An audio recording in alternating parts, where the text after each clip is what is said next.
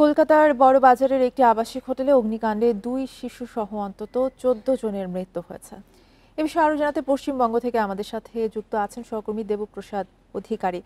দেবপ্রসাদ, আগুনের সূত্রপাত আসলে কিভাবে হয়েছে কিছু জানতে পেরেছেন কিনা, এবং যারা হতাহত হয়েছেন তাদের পরিচয় শনাক্ত করা গেছে কিনা? এখনো পর্যন্ত আমরা যে খবর পাচ্ছি তাতে এখনো পর্যন্ত ১৪ জনের মৃত্যু হয়েছে। কারণ গতকাল রাত ৮টা নাগাদ ৮টা ১৫ মিনিট নাগাদ এই অগ্নিকাণ্ড, ভয়াবহ অগ্নিকাণ্ড লাগে।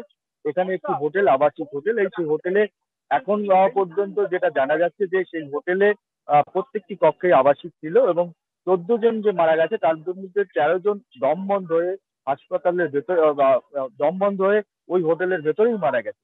একজন শুধু বেরোনোর চেষ্টা করেছিলেন এবং তিনি তার নিচ থেকে যখন লাফ দিয়ে নিচে পড়ে যান, তারপরে তাকে হাসপাতালে নিয়ে গেলে তিনি মারা যান।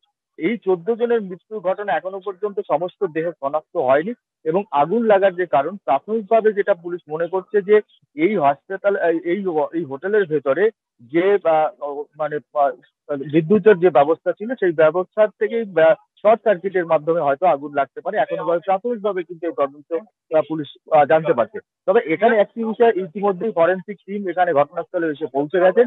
কারণ হচ্ছে যে এই মুহূর্তে এই যে হোটেলটি রয়েছে সেই হোটেলটির মধ্যে যে ব্যবস্থা ছিল, অর্থাৎ সম্পূর্ণভাবে একটি মাত্র বা দুটি মাত্র গেট ছিল বেরোনোর এবং এই সমস্ত যে জানলা দরজাগুলো বন্ধ করে দিয়ে তার ভিতরে যে হোটেলের নতুন পরিকাঠামো তৈরি করা হয়েছে সেই পরিকাঠামো তৈরি করার কারণেই আগুন লাগার পরে ধোঁয়া কোনোভাবে ঘরের বাইরে বেরোতে পারেনি এবং যারা এর ভেতরে ছিলেন তারা তাৎক্ষণিকভাবে ওই হোটেলের ভেতরেই তারা কিন্তু দম বন্ধ হয়ে ১৩ জনের মৃত্যুর ঘটনা ঘটেছে।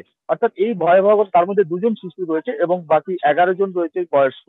তো এখনো পর্যন্ত সেই ঘটনার যে তদন্ত শুরু হয়েছে, কারণ ইতিমধ্যে আপনি জানেন যে গতকাল কলকাতার মেয়র ফিরহাদ হাকিম ঘটনাস্থলে এসেছিলেন এবং গভীর রাত পর্যন্ত, অর্থাৎ প্রায় ৮ ঘন্টার প্রচেষ্টায় আগুন নিয়ন্ত্রণে আছে, কিন্তু সম্পূর্ণ নিয়ন্ত্রণে আসতে প্রায় ১০ ঘন্টার মতো সময় লাগে। তারপরে আগুন নিয়ন্ত্রণে আছে ঠিকই, কিন্তু এই মুহূর্তে এখানে দর্শকদের যেমন ভিড় রয়েছে, কারণ এইরকম একটি দুর্ঘটনা কলকাতা শহরের মধ্যে এবং ১৪ জন মানুষের এক সময় একই সঙ্গে প্রাণহানির ঘটনা, এটা সাম্প্রতিককালে ফার্স্ট্রিটের যে বড় আগুন ঘটেছিল তারপরে এই ঘটনাটি ঘটেছে।